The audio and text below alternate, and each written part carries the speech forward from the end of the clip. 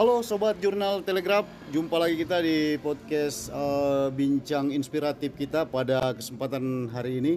Dan bintang tamu kita spesial sekali hari ini, seorang akademisi dan juga ketua yayasan dari Sekolah Tinggi Bisnis dan Manajemen Dua Saudara Kota Bitung.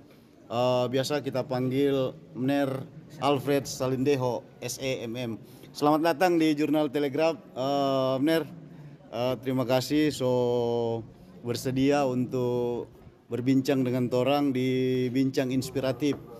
Program ini torang kemas dalam rangka memberikan edukasi kepada masyarakat tentang orang-orang yang memberi inspirasi, memberi motivasi, memberikan ide-ide gagasan di semua sektor. Nah, kali ini kita ingin berbicara tentang STBM Dua Saudara, sebuah kampus yang baru berusia sangat muda di Kota Bitung. Dan setelah beberapa tahun berdiri, perkembangan STBM Dua Saudara ini sangat luar biasa. Nah, banyak masyarakat di luar sana yang mungkin ingin tahu kapan STBM Dua Saudara ini didirikan dan apa sebenarnya tujuan Ner Alfred untuk hadirnya STBM Dua Saudara di Kota Bitung. Ya, jadi terima kasih atas kesempatan ini. Nah, kalau kita berbicara tentang STBM ini, STBM adalah sebuah lembaga pendidikan tinggi, ya. Sebuah lembaga pendidikan tinggi hadir di Kota Bitung tentu melewati suatu proses yang sangat panjang, butuh perjuangan yang sangat luar biasa, jatuh bangun kita dalam menghadirkan lembaga pendidikan ini. Nah, masyarakat perlu tahu bahwa STBM ini lahir oleh karena motivasi perjalanan hidupnya kita, ya. Tujuan kita yang paling utama itu adalah membangun sumber daya manusia. Tetapi inti dari perjuangan saya membangun sumber daya manusia ini lebih menekankan kepada bagaimana niat kita menjadi jembatan untuk masa depan bagi anak-anak yang kurang mampu secara ekonomi tetapi punya kemampuan akademik, ya. Karena kalau kita berbicara tentang perguruan tinggi yang berkualitas selalu identik dengan biaya yang mahal. Tetapi sesungguhnya tanpa kita sadari sebenarnya dalam kepribadian, prestasi akademik dari anak-anak yang kurang mampu ini, sebenarnya mereka ini tidak menutup kemungkinan mereka adalah pemimpin-pemimpin bangsa masa depan. Tetapi oleh karena keterbatasan ekonomi, kesempatan itu tidak mereka dapati. Ya, jadi seakan-akan mereka menuju masa depan mereka itu terhalang oleh dinding yang tebal, yaitu kondisi ekonomi. Nah, sehingga kita merasa terpanggil bagaimana kita harus mampu berjuang untuk menghadirkan sebuah lembaga pendidikan yang nantinya bisa menjadi jembatan bagi anak-anak ini. Itu sebenarnya motivasi paling utama. Dengan kondisi yang kita lihat sekarang, STBM Dua Saudara dengan kampus yang sudah lumayan megah ini, itu perjalanannya dari awal seperti apa ceritanya sampai bisa punya keberanian untuk membangun perguruan tinggi ini. Padahal kita kan mengenal Ner Alfred ini dulu hanya seorang dosen di sebuah perguruan tinggi juga di Bitung. Ya, jadi semua terangkat dari perjalanan kehidupan dan pengalaman, ya, pengalaman sehingga mengantarkan kita kepada sebuah keberanian untuk bagaimana kita mencoba menghadirkan sebuah lembaga pendidikan tinggi di Kota Bitung.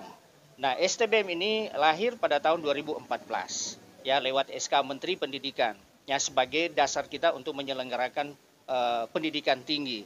Dan STBM juga perlu diketahui oleh masyarakat Kota Bitung bahwa sudah terakreditasi baik oleh Badan Akreditasi Perguruan Tinggi Republik Indonesia, jadi BANPT. Jadi tidak usah khawatir dengan status akademik STBM. Dan kita bisa lihat sekarang infrastruktur yang sudah ada ini sudah sangat layak untuk menyelenggarakan proses akademik di lembaga pendidikan ini. Dengan sistem akademik yang dari hari ke hari, dari tahun ke tahun semakin diperbaiki dengan menyesuaikan kondisi perkembangan global yang ada.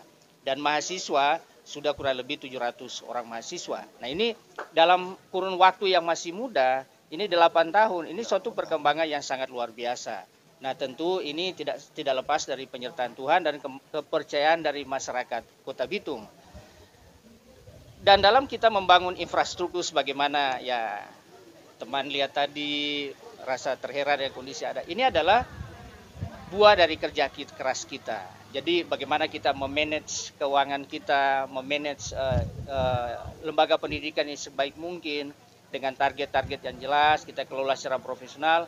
Akhirnya kita mendapatkan suatu benefit yang luar biasa dalam rangka pengembangan sarana prasarana pendidikan.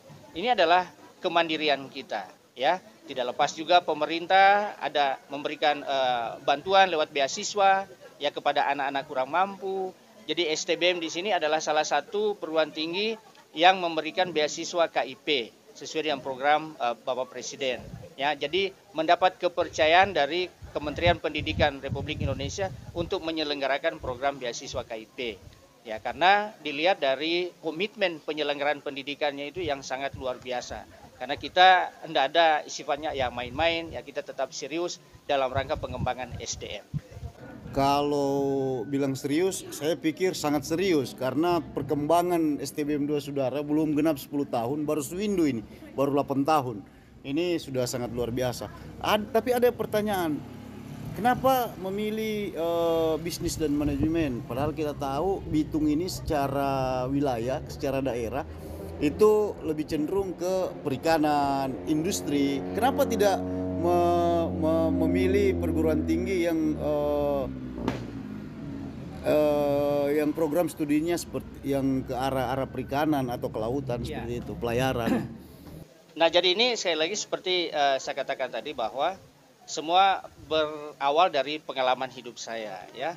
Bagaimana saya menjadi seorang entrepreneur, bagaimana saya berjuang memperbaiki strata kehidupan kita dari sangat miskin, kita berjuang untuk memperbaiki kondisi sosialnya kita.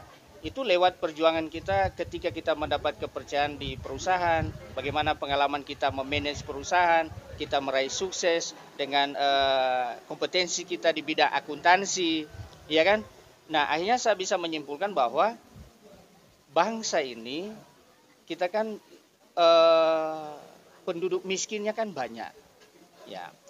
Angka lulusan perguruan tinggi itu kan sangat banyak. Dalam arti lulusan itu tidak semua terserap ke dunia kerja, ya kan? Nah, salah satu opsi kita untuk mengurangi angka pengangguran adalah bagaimana kita mempersiapkan generasi muda yang punya kompetensi di bidang entrepreneur, bisnis, ya kan? Maka untuk menuju visi seperti itu, maka kita sedini mungkin mulai memberikan edukasi kepada generasi muda kita bagaimana tata kelola sebuah perusahaan, bagaimana tata kelola manajemen di perusahaan itu yang baik, bagaimana kita menjalankan roda organisasi bisnis itu dengan baik, dengan perencanaan-perencanaan, dengan analisa-analisa yang terukur. Maka itu sangat penting bagi generasi muda sehingga memotivasi kita untuk langkah awal kita mendirikan sekolah tinggi bisnis dan manajemen. Karena kita lihat Bitung ini walaupun tadi dikata kota industri, kota perikanan, justru manajemen dan akuntansi identik dengan bisnis. Nah, bagaimana sebuah bisnis itu bisa berjalan dengan baik kalau tidak dikelola dengan baik? Kalau manajemennya tidak memahami manajemen itu dengan baik, fungsi-fungsi manajemen, membuat perencanaan-perencanaan kerja, tidak tahu mau jadi apa itu perusahaan. Ya. Akhirnya banyak perusahaan yang kolaps karena tidak bisa mengendalikan manajemen. Jadi dan edukasi itu kepada generasi muda tentang bisnis, ya toh, itu diperkenalkan supaya jiwa bisnis mereka itu bisa mulai nampak. Nah, akhirnya mereka tidak hanya targetnya selesai kuliah, oh kita mau jadi ASN ini, tapi mulai mencoba dunia bisnis supaya menjadi seorang entrepreneur dan itu sudah dibekali. Iya. Sebelum lanjut bercerita ini bisnis, berapa kali Abner menyentil terkait kisah perjalanan hidup. Sebenarnya boleh mungkin banyak yang ingin tahu Alfred Salindeho ini kisah hidupnya seperti apa sih sampai bisa berpikir membuat sebuah perguruan tinggi? Nah jadi banyak orang kalau kita lihat ketika kita punya usaha seperti ini mungkin aktor ini orang kaya, ya kita ini dapat warisan orang tua. Nah tetapi STBM ini lahir dari seorang anak rantau yang miskin. Pekerjaan pertamanya datang di Bitung itu tahun 94 adalah cleaning service. Ya, cleaning service, dia berjuang, ya, selain cleaning service pernah jadi kenek bangunan, cari uang kuliah, bayar SPP, ya. Nah, ini adalah perjalanan hidup yang cukup keras dan sangat menantang.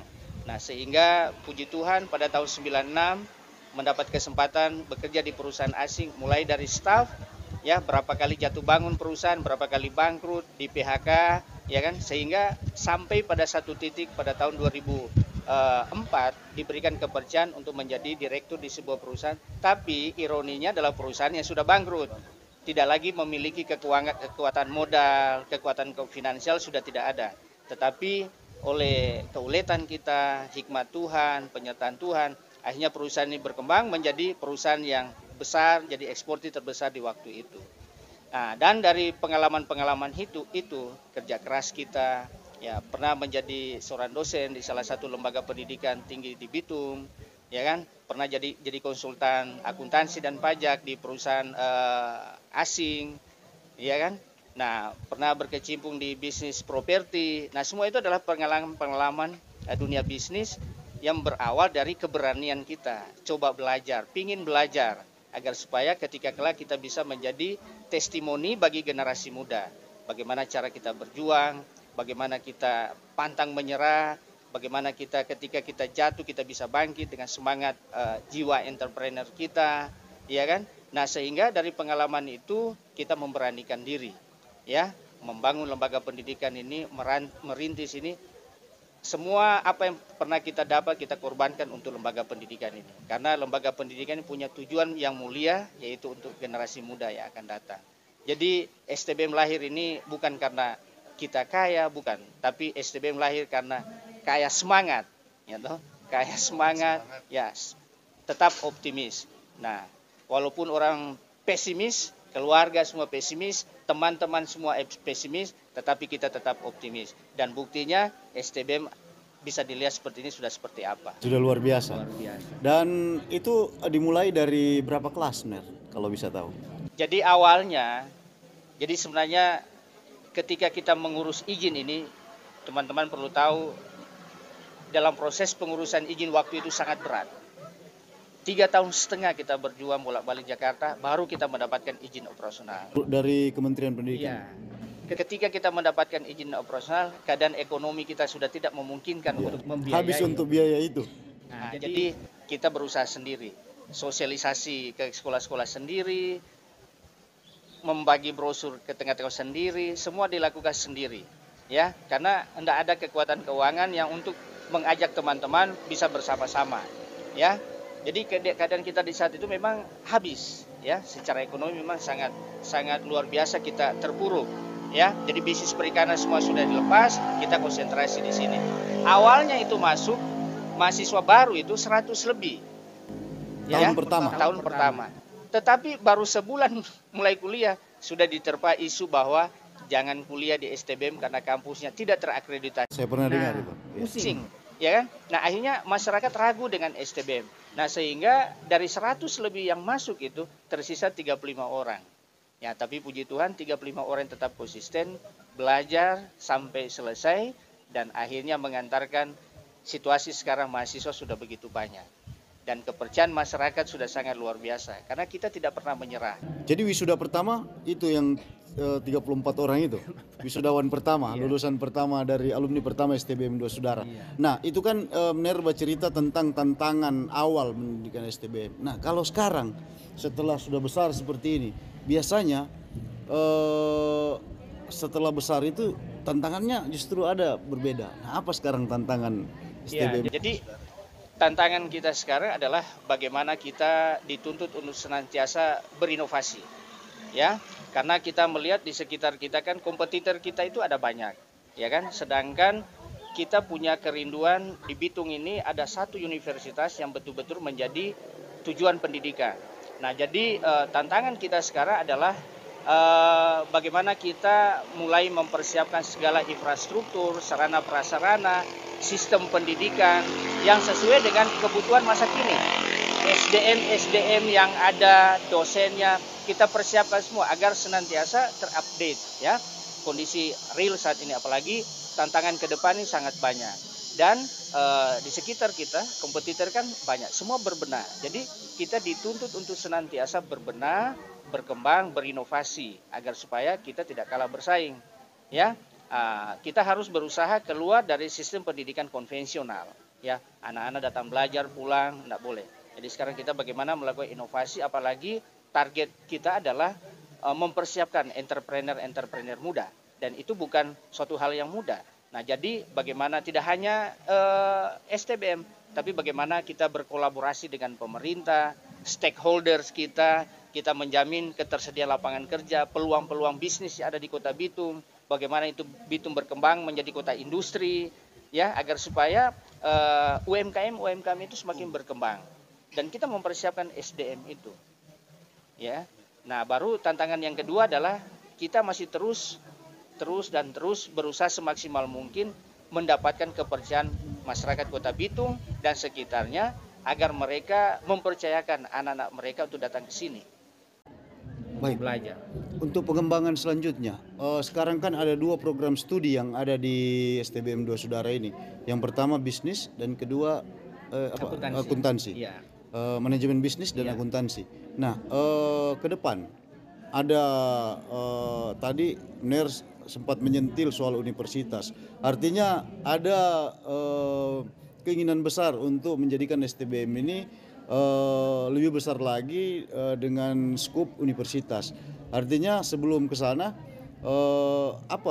apa langkah-langkah yang akan diambil? Nah, jadi Untuk pengembangan program studi, nah sekarang kita sudah membentuk tim untuk program studi yang baru, yaitu bisnis digital. Nah, itu sudah sementara dipersiapkan. Nah, terus bermimpi untuk universitas, iya. Ya, karena itu kerinduan kita di Bitung harus punya universitas. Dan nanti menuju universitas itu berarti peningkatan status. Dari sekolah tinggi ini akan ditingkatkan status menjadi universitas. Nah, maka terbuka ruang untuk menambah program-program studi yang lain. Jadi misal informatika, ya, dan lain sebagainya. Sesuai dengan target market kita di Kota Bitung dan sekitarnya. Iya. Itu yang paling utama. Artinya kalau nanti terus berevolusi menjadi sebuah universitas, ancaman bagi sejumlah perguruan tinggi di sekitar STBM 2 Saudara. Mungkin contoh yang saya bisa ambil, mungkin pasar atau marketnya STBM 2 Saudara itu mahasiswa-mahasiswa atau calon-calon mahasiswa dari daerah tetangga, misalnya Minahasa Utara. Sedangkan di sana ada perguruan tinggi juga, kita kenal ada Universitas Kelabat, terus ada mungkin sekolah-sekolah tinggi lain. Nah, seperti apa Bener Alfred melihat hal itu? Ya, jadi kalau kita menuju sebuah universitas yang nantinya menjadi tujuan pendidikan, maka kita harus memperhitungkan kompetitor kita kayak ada UNCLAP di sana, ada De La Salle, ya, ada tentu perguruan tinggi yang lain yang ada di Kota Bitung. Nah, kita harus berani, ya, kita harus berani dalam berkompetisi. Kan keberanian, tekad itu paling utama. Nah, tentu kita harus berani tampil dengan sistem yang bisa menjamin kualitas pendidikan itu, karena hidup ini adalah pilihan dan masyarakat juga tentu memilih lembaga pendidikan mana yang paling tepat untuk anak mereka. Nah, sehingga kita memberikan suatu jaminan bahwa sini kami bisa menjamin kebutuhan dari Bapak Ibu untuk masa depan anak-anak lewat sistem pendidikan yang terbaik. Ya, seperti itu. Untuk menghadirkan sistem pendidikan yang terbaik itu kan tentu butuh proses dan sumber daya yang tidak sedikit, terutama secara finansial. Nah, saya ingin mengetahui sedikit seperti apa anggaran-anggaran atau biaya-biaya yang ditimbulkan dari perjalanan perguruan tinggi ini setiap saat. Ya, jadi masyarakat harus paham bahwa lembaga pendidikan itu adalah bisa dikatakan industri pendidikan. Nah, di sana kan ada income-nya kita, ada biaya operasionalnya kita. Nah, tugas kita adalah bagaimana kita mengelola income-nya kita itu agar supaya mampu dalam perencanaan anggaran kita dalam rangka operasional kerja. baik itu dalam peningkatan SDM kita, misalnya kita memberikan beasiswa kepada dosen kita untuk studi S3, ya, terus kita memberikan motivasi kepada mereka untuk melakukan riset, ya kan, dalam hal pengembangan SDM mereka, potensi diri mereka, ya, kita memberikan insentif, ya, mahasiswa-mahasiswa yang berprestasi kita berikan beasiswa, ya, beasiswa prestasi kepada mahasiswa. Nah, lewat pengalaman perjalanan STBM kurang lebih 8 tahun, tidak masalah dari segi pembiayaan dan segi anggaran, ya, karena STBM ini sudah terbiasa dengan kemandirian, ya. Bahkan Apalagi terus dari pengalaman saya, ya, saya mulai bisnis itu dengan modal 15 juta, ya, modal 15 juta sampai bisa mendapatkan kondisi usaha yang seperti ini, ya. Jadi modal itu bukan suatu penghambat utama, tapi yang menjadi penghambat kita adalah sebenarnya kita tidak mau berpikir. Tidak mau berpikir dan tidak mau berusaha. Ya kan? Jangan berpikir, berusaha pun susah. Ya. Tapi kalau kita punya satu tantangan, punya mimpi yang besar, maka kita tetap bagaimana caranya berpikir, bagaimana kita memotivasi diri kita agar kita bisa survive, kita bisa sukses. Ada yang menarik nih. Benar melihat pendidikan di Kota Bitung itu seperti apa sebagai seorang akademisi? Nah, yang kita lihat di Bitung ini adalah kita semua pada prinsipnya punya semangat, ya. Kita semua, mungkin saya, saudaraku ini juga, siapa saja di antara kita semua pasti punya kerinduan pendidikan kita itu berkembang. Ya, jadi di sini adalah terletak di pundak kita sebenarnya. Bagaimana kita yang diberikan tanggung jawab mengelola lembaga pendidikan, baik pemerintah maupun masyarakat, bagaimana kita punya komitmen yang sama tentang membangun SDM kita. Komitmen yang mana kita harapkan dari generasi muda kita ke depannya mereka itu seperti apa. Dan komitmen itu harus konsisten kita kerjakan. Enggak boleh cuma istilahnya cuma di awal saja kita mampu bicara. Panas-panas teh ayam dan begitu. Tidak konsisten. Ya. Karena ketika kita membangun suatu kerinduan kita punya SDM kita harus seperti ini, maka kita tidak boleh menyerah, justru kita terus berjuang dan konsisten dengan ide-ide gagasan kita yang terus berinovasi, ya, untuk menghadirkan sebuah lembaga pendidikan yang betul-betul nanti menjadi harapan bagi masyarakat Kota Bitung, ya. Jadi kita tidak boleh jadi guru, kita tidak boleh menjadi akademisi yang berpikir yang penting kita semua masuk kelas, ya toh, kita yang penting ya datang, semua ngajar, tidak peduli lagi dengan mahasiswa. Tapi harus menyadari bahwa ini anak-anak didik kita, ya, masa depan mereka itu di pundak kita. Bagaimana kita tidak hanya menjadikan mereka itu pintar, tapi tugas kita adalah bagaimana mereka menjadi generasi muda yang punya karakter. Nah, contoh di STBM, kita senantiasa mencanangkan di STBM itu baik dosen maupun mahasiswanya itu anti korupsi. Ya, maka praktek-praktek suap menyuap di lembaga pendidikan itu di STBM kita larang sama sekali. Berani kedapatan mahasiswa dan dosen langsung kita pecat. Langsung pecat. Langsung pecat. Nggak ada SP1, SP2 karena kita nggak ada kompromi dengan korupsi. Nah, benar melihat langkah pemerintah Kota Bitung dalam hal pengembangan pendidikan di sektor pendidikan kita, mulai dari pendidikan anak usia dini sampai di sekolah menengah pertama ini yang gaweannya mereka, karena SMA SMK ini kan provinsi. Nah, sampai di SMP ini, sebagai akademisi Anda melihat langkah pemerintah ini seperti apa? Nah, saya melihat program pemerintah Pak Wali Kota dan Pak Wakil Wali Kota ya sangat luar biasa. Ya, sangat luar biasa dalam rangka pengembangan baik itu sekolah usia dini maupun sampai SMP.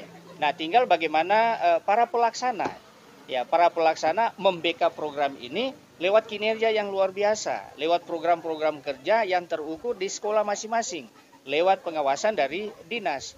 Nah, jadi ini perlu kolaborasi dari semua. Nah, itu yang saya katakan tadi, harus punya komitmen dan konsisten melaksanakan komitmen itu. Dan harus punya desain pendidikan itu seperti apa supaya outputnya jelas dan outcome-nya bagi Kota Bitung itu jelas. Jadi tidak hanya kita memikirkan outputnya, tapi outcome-nya juga harus kita pikirkan seperti apa. Artinya Anda melihat ini sudah on the track. Ya, sudah on the track. Kalaupun ada yang harus dibenahi, apa yang kira-kira harus dibenahi oleh barangkali yang pemerintah? harus perlu dibenahi tinggal kurikulumnya barangkali. Kurikulumnya kita menyesuaikan dengan kondisi saat ini, baru cara kerja dari guru, bagaimana kita mendidik, karena kondisinya sudah tidak seperti dulu. Iya. Contoh, Masuk kelas, belajar. dulu ya kan, orang sangat respect dengan guru misalnya, orang sangat menghormati guru. Sekarang guru sok teriak-teriak, siswa mana ya. Nah, ini tantangan ya. Bagaimana kita mendapatkan suatu desain penyelenggaraan pendidikan itu yang maksimal, yang efektif bagi siswa itu seperti apa. Nah, tentu di sini tanggung jawabnya sebenarnya tidak hanya lepas dari guru atau sistem yang ada di sekolah, tapi orang tua juga harus bertanggung jawab. Tidak hanya pemerintah, tapi orang tua, guru, ya semua bertanggung jawab. Kita kembali bicara soal STBM 2 Saudara. Kita tahu banyak anak-anak Kota Bitung ini yang kuliah di luar. Artinya di Bitung karena mungkin kampus juga masih kurang, perguruan tinggi masih kurang, atau memang kualitas perguruan tinggi yang belum memadai untuk belum bisa bersaing dengan perguruan. Ya, kalau sebenarnya berbicara kapasitas sebuah perguruan tinggi, misalnya ada pola pikir dari masyarakat, aduh, orang kuliah di STBM, orang belum tahu di sistem pendidikan bagaimana, mau jadi apa orang pe anak. Yang sebenarnya menurut kita, masa depan dari anak bangsa itu, dari generasi muda itu tidak terlepas dari dirinya sendiri sebenarnya, bukan dari lembaga pendidikan itu. Bukan. Ya, lembaga pendidikan itu hanya membekali dia dengan SDM yang ada, ya, dengan program studi, dengan pendidikan yang ada. Tetapi selanjutnya itu adalah ada pada dirinya. Contoh kita ini hanya lahir dari kelas jauh di Bitung dulu, bukan kuliah di kampus-kampus yang hebat. Tetapi kita bisa berkompetisi dan bisa menjadi pemenang dalam persaingan dari si kemampuan leadershipnya kita dibanding dengan teman-teman yang sekolah di perguruan tinggi yang lain. Jadi sekolah itu semua bukan ukuran keberhasilan kita di kemudian hari, bukan. Nah, tetapi masyarakat Bitung sebenarnya perlu tahu bahwa di STBM ini kita punya tujuan yang sangat mulia, membantu masyarakat Kota Bitung dari segi pembiayaan. Daripada dorang bakos di tempat lain, biaya hidup mahal, kenapa Anda di Bitung? Iya kan? Iya, apalagi program studi yang sama. Ya toh, kan kita tidak berbeda. Manajemen di STBM dengan manajemen di kampus lain kan sama. Di luar negeri dalam kan sama. Berbicara akuntansi atau pajak sama pada umumnya semua. Tidak ada perbedaan. Ya. Jadi tidak ada masalah sebenarnya. Tinggal bagaimana masyarakat itu mulai mempercayakan, ya. Pendidikan putra-putri mereka di STBM 2 Saudara. Nah, terakhir ini, Mener, karena situasinya agak kurang pas ini, adik-adik mahasiswa di bawah mulai rame. Jadi, apa keinginan terbesar Mener Alfred Salindeho ini untuk STBM 2 Saudara yang belum? Ya. Tujuan yang belum kita capai saat ini dan akan kita berusaha untuk capai adalah yang pertama universitas. Baru yang kedua adalah lembaga pendidikan tinggi yang menjadi tujuan pendidikan. Dan yang ketiga adalah perekonomian di wilayah sini akan terus berkembang. Itu yang menjadi target kita. Target itu. Itu 2024, 2025? Tergantung waktu Tuhan. Tergantung waktu Tuhan. Baik. Terima kita kasih. Hanya bisa berjuang dan kerja keras. Siap, makasih. Terima kasih Pak Alfred Salindeho SEMM, Ketua Yayasan STBM 2 Saudara Bitung yang telah berbincang dengan kita. Kita mengungkap sedikit tentang perjalanan STBM 2 Saudara sebagai lembaga pendidikan yang kini menjadi salah satu tujuan anak-anak Bitung berkuliah di Kota Bitung, bahkan di sekitar Kota Bitung. Terima kasih sekali lagi, Ner. Itu tadi bincang inspiratif kita di edisi kali ini. Semoga ini bisa bermanfaat dan bisa menjadi tontonan yang memberikan edukasi dan juga hiburan tentunya buat teman-teman sobat jurnal Telegraph. Saya Arham Licin bersama Mner Alfred Salindeho SEM MM dari kampus STBM Dua Sudara. Kami mohon pamit. Sampai jumpa.